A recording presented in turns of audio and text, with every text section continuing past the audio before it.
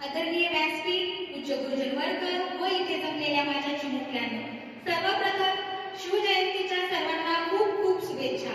थकून एखाद्या झाडाखाली बसावं, झाडाखाली विंचू निघावं, विंचवाला मारण्यासाठी दगड उचलावा, दगडाखाली साप निघावा, सापापासून वाचण्यासाठी पळत पळत सुटावं, पळत सुटताना विहिरीत पडावं, विहिरीत मगर दिसावी, त्या मगरीपासून वाचण्यासाठी पुन्हा वर यावं, वर आल्यावर वाघ दिसावा, त्या वाघापासून वाचण्यासाठी पुन्हा विहिरीत उडी मारावी, विहिरीत उडी मारत असताना एखाद्या फांदीला पकडावं आणि त्या फांदीचा मोह उठावं आणि त्या मोहाचा मधाचा थेंब एक तोंडात पडावा।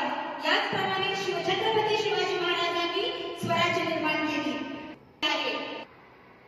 रंजलेल्या व्यक्तीला गुलामगिरीतून मुक्त करण्यासाठी झालेला आहे।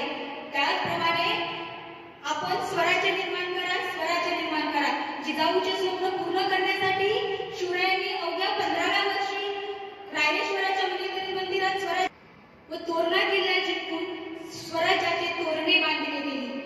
शिवाजी महाराजांनी गिनिबी कावा व दृढ इच्छाशक्तीच्या जोरावर अनेक किल्ले जिंकले।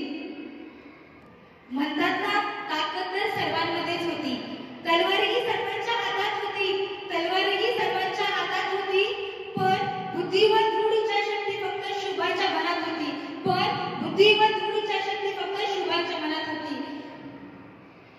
स्वतःच्या मनगटावर विश्वास असणाऱ्याला दुसऱ्याच्या सामर्थ्याची भीती कधीच वाटत नाही।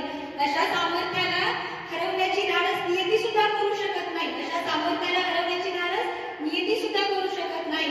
विजय हा मिळवला, विजय सारखी तलवार हरवून गेला, निगडाच्या तिने हिंदुस्थान हरवून गेला, वाघ नख्याने अफजलखानाचा पोतळा फाडून गेला, वाघ नख्याने अफजलखानाचा पोतळा फाडून गेला, मुठभर मावळ्यांना घेऊन हजारो सैतानांना हरवून गेला, देवा स्वर्गात गेला